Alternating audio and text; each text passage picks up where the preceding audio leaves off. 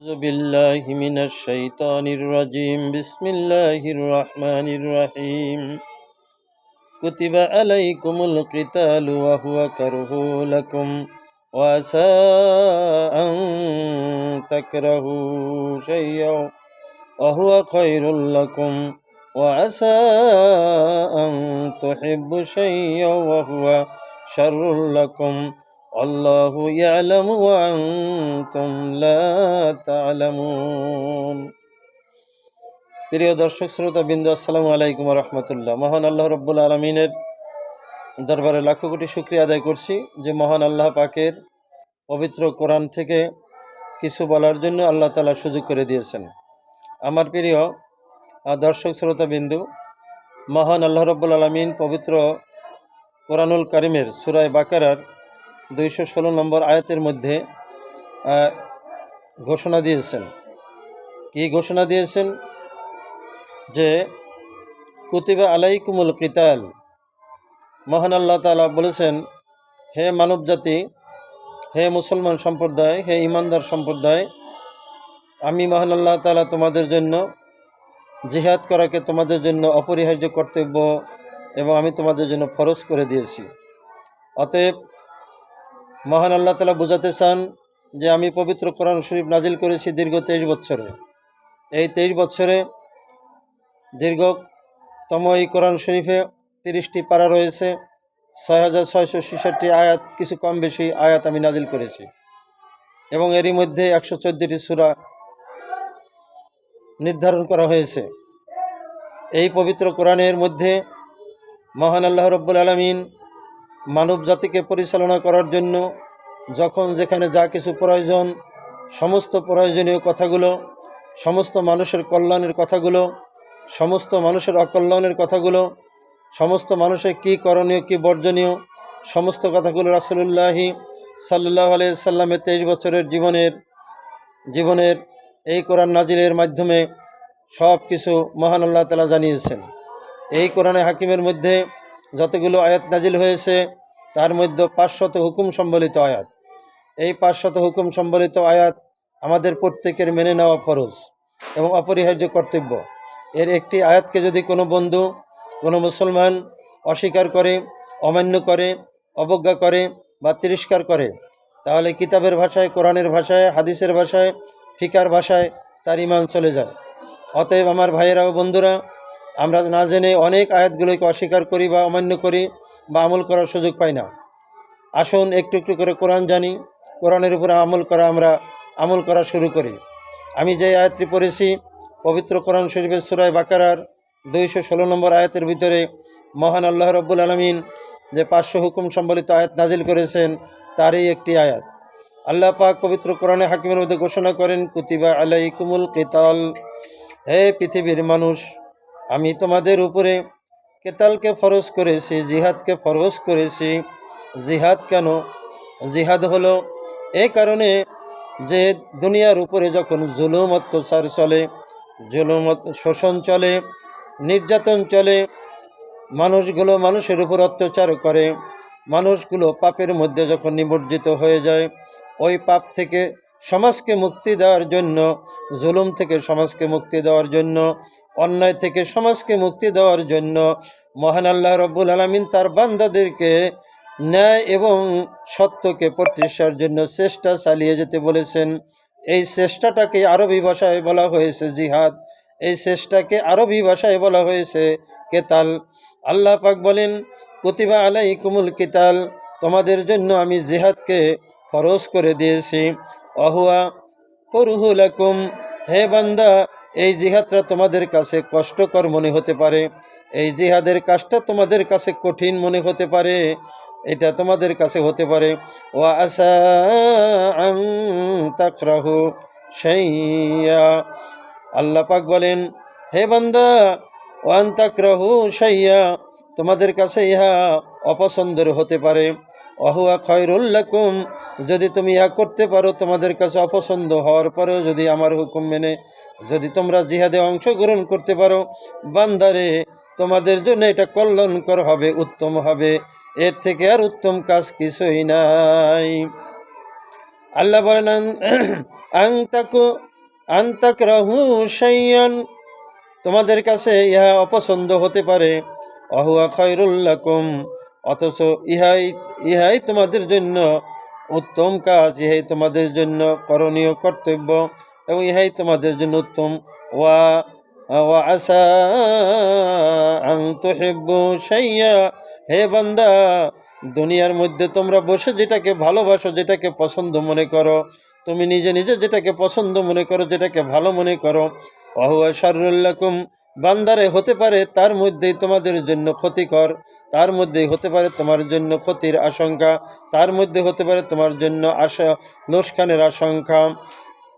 অহুয়া শাররুল লাকুম, ইহাই তোমাদের জন্য ক্ষতিকারক হতে পারে। আল্লাহু ইয়ালামু, মহান আল্লাহ রব্বুল আলামিন ভালোভাবেই জানেন। ওয়া আনতুম লা তা'লামুন, আল্লাহ জানেন কোন জিনিসটা তোমাদের জন্য কল্যাণকর, কোন কাজ করলে তোমাদের জন্য জান্নাত, কোন কাজ করলে তোমাদের জন্য অকল্যাণ, কোন কাজ করলে তোমাদের জন্য জাহান্নাম, আল্লাহ সেটা জানেন। এই জন্য মহান আল্লাহ বলেন আল্লাহু ইয়ালামু, আল্লাহ জানেন, ওয়া আনতুম লা তা'লামুন, আল্লাহ যে যে জিনিসগুলো জানেন, বান্দা তুমি কিন্তু সে জিনিসগুলো জানো না। আমার প্রিয় ভাই ও বন্ধুরা, এই পবিত্র কোরআনের একটি আয়াতের অর্থ আপনাদের কাছে আমি পেশ করলাম। আল্লাহ পাক এখানে বোঝাতে চাইলেন, হে আমার বান্দা, হে আমার মুসলমান সম্প্রদায়, হে ইমানদারেরা ও আমার নবী প্রেমিক লোকগুলো, তোমরা শোনো, অন্যায় থেকে সমাজকে মুক্ত করার জন্য, আমার কোরআনের আইন সমাজে চালু করার জন্য, মানুষের মধ্যে শান্তি প্রতিষ্ঠার জন্য অন্যায়গুলোকে উৎখাত করবা, তোমরা জুলুম অত্যাচার থেকে মানুষকে রক্ষা করবা। রক্ষা করার জন্য যে চেষ্টা, সেই চেষ্টা হতে পারে মুখ দিয়ে, হতে পারে একটু পরামর্শ দিয়ে, সেই চেষ্টাটা হতে পারে মিছিল করে, হতে পারে মিটিং করে, হতে পারে চেষ্টাটা পোস্টারের মাধ্যমে, হতে পারে হ্যান্ডবিলের মাধ্যমে, হতে পারে মানুষকে একটু আপ্যায়ন করে। সর্বশেষে এই ভালো কাজগুলো যখন তুমি প্রতিষ্ঠা করবে, যখন তারা বাধা দিতে আসবে, চূড়ান্ত পর্যায়ে তাদের সাথে জিহাদ করা আমি আল্লাহ পাক তোমাদের কাছে, তোমাদের জন্য ফরজ করে দিয়েছি। এই কাজটা অনেকের কাছেই একটু কষ্টকর মনে হবে, অনেকের কাছেই এটা একটু অস্বাভাবিক মনে হবে। তার কারণ হলো, দিন প্রতিষ্ঠার জন্য জিহাদে যাওয়া এটি বড় পাক্কা ইমানদারের প্রয়োজন। পাক্কা ইমানদার ছাড়া দিনের প্রয়োজনে জিহাদের মাঠে যাওয়া সম্ভব নয়। যার জন্য মহান আল্লাহ তাআলা জিহাদের মাঠে গিয়ে যদি কেউ মৃত্যুবরণ করে, তাহলে সে শহীদ হয়ে যায়। আর শহীদ হলো ওই ব্যক্তি যার কোনো গুনাহ আল্লাহ তাআলা মাফ করে দিবেন, এবং তাকে কোনো প্রশ্ন করা হবে না। সে ব্যক্তি বিনা হিসাবেই জান্নাতুল ফেরদাউসে নবী রাসূলদের সাথে অবস্থান করবে। এমন একটি পর্যায়ে যেতে, এমন একটি অবস্থানে যেতে সকলের ভাগ্যে এটা জোটে না। এটা ভাগ্যের দরকার, তাকদীরের দরকার, এমনকি ওই ধরনের পাক্কা ইমানদার হওয়ার দরকার। এই জন্য আল্লাহ তাআলা বলছেন যে আমি জিহাদ করা তোমাদের জন্য ফরজ করে দিয়েছি। এই কাজটা তোমাদের জন্য কিন্তু খুব সহজ কাজ না, এটা তোমাদের অনেকের কাছে কঠিন মনে হবে, এটা অনেকের কাছে অপছন্দনীয় মনে হবে। তার কারণ হলো, জিহাদ করা, জীবন বাজি রেখে জান এবং মাল দিয়ে জিহাদ করাটা খুব কঠিন কাজ। হে বান্দা, তুমি যেটাকে কঠিন মনে করছো, যেই কাজটাকে তুমি অপছন্দ মনে করছো, জামাত ইসলামী কোরআনের অনুষ্ঠানের কোনো মিছিলে যাইতে তোমার অনেক ভয়। তার কারণ দেশের নেতা যদি দেখে ফেলে রিলিফ দিবে না, নেতা যদি দেখে ফেলে বয়স্ক ভাতা দিবে না, সাহায্য সহযোগিতা দিবে না, মিটিংয়ে দরবারে তোমাদেরকে ডাকবে না, এই ভয়ে বহু সংখ্যক ইমানদার নামাজি মুসলমানেরাও আল্লাহর কোরআনের আন্দোলনে শরিক হয় না। এটা হচ্ছে তাদের জন্য একটি ভয়, এটা হচ্ছে তাদের জন্য একটি অপছন্দ। তার কারণ হলো, কোরআনের দলে আসলে পরে এদেশের বড় বড় দল যারা করে, তারা তাদেরকে বিচার আচারে বৈঠকি দরবারে তাদেরকে ডাকে না, এবং তাদেরকে কোনো কাজ, কোনো কার্যকারী কোনো পদক্ষেপ নেওয়ার জন্য তাদেরকে অংশগ্রহণ করায় না।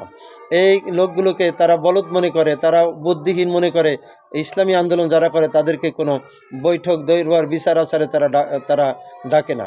কিছু মানুষ মনে করে যে ইসলামী আন্দোলন করলে, কোরআনের দল করলে এদেশের সমাজের যে বড় নেতা আছে, সে তো আমাকে ডাকবে না, সে তো আমাকে ভালোবাসবে না, সে তো আমাকে রিলিফ দিবে না, সে তো আমাকে বয়স্ক ভাতা দিবে না, সে তো আমাকে উবরি কিছু টাকা পয়সা দিবে না। অতএব আমি কিভাবে এত দুনিয়ার এই লোভ বাদ দিয়ে, দুনিয়ার এই পাওয়া বাদ দিয়ে আমি মৌলবী মুন্সিদের সাথে গিয়ে কোরআনের দল করব। এজন্য তারা এই কোরআনের দল করাটা অপছন্দ করে। আল্লাহ তাআলা বলছেন, তুমি এটাকে অহুয়া কারহুল্লাকুম, এটাকে তুমি অপছন্দ করো, কিন্তু আমি আল্লাহ বলছি তুমি যা অপছন্দ করো ওটার মধ্যে আমি কল্যাণ রেখেছি, ওটার মধ্যে কল্যাণ আছে। হে বান্দা, যদি ঈমান নিয়ে কবরে যেতে চাও, জান্নাত লাভ করতে চাও, তাহলে নিঃসন্দেহে আমার কোরআনের আইন সমাজ রাষ্ট্রে কায়েমের জন্য, আমার কোরআন দিয়ে সমাজে বিচার আচার করার জন্য, কোরআন দিয়ে সমাজের সকল জায়গার ফয়সালা করাবার জন্য, কোরআনের আইন প্রতিষ্ঠার জন্য কোরআনী আন্দোলনে নেমে পড়ো, কোরআনী মিটিং মিছিলে নেমে পড়ো, কোরআনের পক্ষে তুমি কাজ করো। এই কাজটা তোমার কাছে অপছন্দনীয় হলেও আমি আল্লাহ জানিয়ে দিলাম এটার ভিতর রয়েছে তোমাদের জন্য কল্যাণ। অতএব বন্ধুরা, আসুন আল্লাহর দিন আল্লাহর জমিনে কায়েমের জন্য আমরা চেষ্টা করি। আর আল্লাহ রাব্বুল আলামিন পরবর্তীতে বলছেন, ও আশা আন তুহিব্বু শাইয়া, আর যে জিনিসটাকে তোমরা খুব ভালোবাসো, খুব মহব্বত করো। কি ভালোবাসে? বড় দলের সাথে মিটিং করতে অনেক অনেক স্বাদ, অনেক আরাম। বড় দলের সাথে চায়ের দোকানে বসে গল্প গুজব করতে বড়ই তৃপ্তি। তার কারণ সেখানে অনেক ধরনের উপঢৌকন আছে, অনেক ধরনের টাকা পয়সা আছে।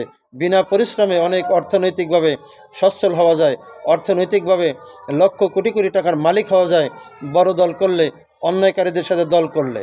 এজন্য আমাদের দেশের অনেক নামাজি, অনেক ইমানদার, অনেক নামধারী মুসলমান, যারা মুসলমান দাবি করে, তারাও আল্লাহর কোরআনের বিপক্ষে গিয়ে মানুষের মন গড়া আইন দিয়ে যারা সমাজ রাষ্ট্র কায়েম করতে চায় তাদের সাথে তারা জোট করে।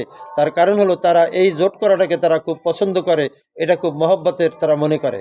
তার কারণ এখানে থাকলে তারা বিড়ি খেতে পারে, সিগারেট খেতে পারে, নেশার জিনিস খেতে পারে, আবোল তাবোল কথা বলতে পারে, মিথ্যা বলতে পারে, মানুষের উপর অন্যায়ভাবে জুলুম অত্যাচার করতে পারে, মানুষের মাথায় বাড়ি দিতে পারে, মিথ্যা কেস কালেকশন করে মানুষকে হয়রানি করতে পারে। এই সুযোগটুকু রয়েছে। আরেকটি সুযোগ হলো দলের নেতা যে সেই ব্যক্তি আমি ভুল করলেও, আমি অন্যায় করলেও, পাপ করলেও দরবার জ্ঞানে বসে আমাকে নিষ্পাপ বানাবার জন্য সে ব্যক্তি চেষ্টা করবে, আমাকে ভালো বানাবার জন্য সে ব্যক্তি সবসময় চেষ্টা করবে। এই ধরনের কাজগুলোকে কিছু লোকে পছন্দ করে। আল্লাহ রাব্বুল আলামিন বলছে, আং তুহিব্বু শাইয়াও, হে বান্দা, তুমি দুনিয়ার কোরআন বিরোধী দল করতে গিয়ে এটাকে তুমি মহব্বত করবা। এই যে কোরআন বিরোধী দলের কার্যক্রমগুলোকে তোমার খুব পছন্দ হবে, কোরআন বিরোধী কার্যক্রমের ভিতরে তোমার খুব মহব্বত হবে। মহান আল্লাহ বলছেন, অহুয়া শাররুল্লাকুম, তুমি যেটাকে পছন্দ করো, তুমি যেটাকে মহব্বত করো, আমি আল্লাহ জানিয়ে দিচ্ছি ওটার ভিতরে তোমার জন্য কল্যাণ নেই, ওটার মধ্যে রয়েছে অকল্যাণ, ওটার মধ্যে রয়েছে তোমার জন্য ক্ষতিকারক, ওটার জন্য রয়েছে তোমাদের জন্য জাহান্নামের পথ। অতএব হে বান্দারা, ফিরে আসো, ফিরে আসো, মহান আল্লাহর ডাকে ফিরে আসো। দুনিয়ার কিছু স্বার্থের জন্য, দুনিয়ার সামান্য 500 টাকার একটি নোটের জন্য কয়েক কাপ চা খাইয়ে তোমার 5 বছরের জন্য তোমার থেকে রায়টা নিয়ে নিবে বাতিলের পক্ষে। হে বান্দা, ভুলে যাও, ভুলে যাও, ওটার মধ্যে তোমার কল্যাণ নাই। অহুয়া শাররুল্লাকুম, উহার মধ্যে রয়েছে অকল্যাণ, উহার মধ্যে রয়েছে অকল্যাণ, উহার মধ্যে রয়েছে জাহান্নামের পথ। আল্লাহু ইয়ালামু, তুমি যা জানো সেটা কিন্তু জানা নয়। আমার সৃষ্টিকর্তা মহান আল্লাহ, তিনি সব জানেন, তিনিই জানেন। আল্লাহু ইয়ালামু, আল্লাহ রাব্বুল আলামিন সব জানেন। ও আনতুম লা তা'লামুন, আল্লাহ তোমার জন্য যেটা কল্যাণকর জানেন, তুমি কিন্তু সেটাকে কল্যাণকর মনে করো না, তুমি সেই ব্যাপারে তুমি জানো না। আর তুমি যা জানো আল্লাহ তাআলা তার থেকে অনেক বেশি জানেন, তোমার থেকে অনেক বেশি জানেন। আল্লাহ যা জানে সেটা তুমি জানো না। অতএব আমাদের সৃষ্টিকর্তা আল্লাহ, তিনি এই কোরআনের আয়াতের মধ্যে সুন্দর করে বলে দিয়েছেন যে তুমি যেটাকে দুনিয়াতে মহব্বত করো, যেটাকে পছন্দ করো, যেই কাজটা করতে, যেই দলবল করতে, যেই রাজনীতি করাটা তুমি নিজের জন্য সুবিধাজনক মনে করো, আমি আল্লাহ রাব্বুল আলামিন তোমার সৃষ্টিকর্তা হয়ে তোমাকে জানিয়ে দিচ্ছি এটার মধ্যে তোমার কোনো কল্যাণ নেই, এটার মধ্যে আখিরাতে তোমার জন্য রয়েছে অকল্যাণ। তুমি যেই ব্যক্তিকে তুমি চেয়ারম্যান বানাবা, মেম্বার বানাবা, এমপি বানাবা, সে যদি গমচোর হয়, সে যদি বানামাজি হয়, সে যদি রিলিফসোর হয়, সে যদি রাস্তার মাটির টাকা চোর হয়, মাটি কাটার চোর হয়, সে যদি মানুষের গরিবের অর্থকে আত্মসাৎকারী হয়, কিয়ামতের কঠিন ময়দানে ওই চোরকে, অন্যায়কারীকে, জালেমকে তুমি রায় দেওয়ার কারণে কিয়ামতের কঠিন ময়দানে উনি যতগুলো 5 বছরে পাপ করবে, অন্যায় করবে, যতগুলি গুনাহ করবে, তার একটা অংশ কিন্তু তুমি পাবে। তার কারণ মান তাসাব্বা বিকাউমি ফাহুয়া মিনহু, দুনিয়াতে যার সাথে তোমার ওঠা বসা, চলাফেরা, মহব্বত, কিয়ামতে তোমার তার সাথেই হবে। তোমার কিন্তু হাসর হবে কিয়ামতের দিন তার সাথেই। অতএব আমার বন্ধুরা, আসুন অন্যায়কারীর পক্ষ ত্যাগ করুন। ন্যায় যারা করে, যারা কোরআন হাদিস মানে, যারা ন্যায় প্রতিষ্ঠা করতে চায়, এই সমস্ত লোকগুলো সমাজের মধ্যে যতই দুর্বল হোক না কেন তাদেরকে আপনি বন্ধু বানান। আল্লাহ বলছেন কুনুমা সদিকিন, তোমরা সত্যবাদী নেককার লোকের সঙ্গী হয়ে যাও। কিয়ামতের কঠিন ময়দানে তোমার যদি কোনো গুনাহ থাকে, ওই নেককার লোকের সঙ্গী হওয়ার কারণে আল্লাহ তাআলা তোমাকে মাফ করে দিবেন, তোমার জন্য জান্নাত অবধারিত করে দিবেন। প্রিয় দর্শক শ্রোতা ভাই ও বোনেরা, সকলের কাছে আরজ হলো, সময় এসেছে, আসুন দাঁড়িপাল্লা মার্কায় ভোট দিয়ে আল্লাহর কোরআনকে বিজয় করার জন্য চেষ্টা করি। আসুন আল্লাহর রাব্বুল আলামিনের কোরআনের পক্ষ অবলম্বন করি। এদেশের আলেম ওলামা ঐক্য জোট করে তারা সকলে মিলে একটি জোটবদ্ধ হয়েছে, আল্লাহর কোরআন দিয়ে সমাজ রাষ্ট্র পরিচালনা করবে। অতএব আলেম ওলামাদের পক্ষ অবলম্বন করি। তার কারণ হলো, আমি জন্মগ্রহণ করার পর থেকেই আলেমরা কানে আজান দিয়েছিল। আমি জন্মের পর আপনার আমার মা বাবাকে হালাল করেছিল বিয়ের মাধ্যমে সরাসরি আলেমরাই। আমি যখন মৃত্যুবরণ করব, তারাই কিন্তু আপনার আমার জানাজা পড়িয়ে আপনার আমার লাশটা কবরের মধ্যে রাখবে। তারাই দুহাত উঁচু করে আপনার আমার জন্য মাগফিরাত কামনা করবে। তারাই আপনার আমার যে কোনো কল্যাণ কাজের জন্য তারা এগিয়ে আসবে। আসুন কোরআনের বিরুদ্ধে না থেকে আল্লাহর কোরআনের পক্ষে চলে আসি। কোরআনের বিরুদ্ধে মানে আলেম ওলামাদের বিরুদ্ধে যাওয়া, আলেম ওলামাদের বিরুদ্ধে যাওয়া মানে কোরআনের বিরুদ্ধে যাওয়া, কোরআনের বিরুদ্ধে যাওয়া মানে আল্লাহ রাব্বুল আলামিনের বিরুদ্ধে যাওয়া। অতএব বন্ধুরা, হুঁশিয়ার হয়ে যান। দুনিয়ার সামান্য একটু লোভে, সামান্য একটু স্বার্থে আমরা আল্লাহর কোরআনের বিপক্ষ অবলম্বন না করি, বিপক্ষ অবলম্বন করে আবু জাহেল, উতবা, সাইবা, মুগিরাদের অন্তর্ভুক্ত না হই। আল্লাহ যেন আমাদের সংক্ষিপ্ত আকারে পবিত্র কোরআনের সূরা বাকারার এই 216 নম্বরের আয়াতটির উপরে আমরা যেন আমল করতে পারি। আল্লাহ আমাদের তৌফিক দান করুন। আমিন। ওয়া আখির দাওয়ানা আলহামদুলিল্লাহি রাব্বিল আলামিন। আসসালামু আলাইকুম ওয়া রাহমাতুল্লাহি ওয়া বারাকাতুহু।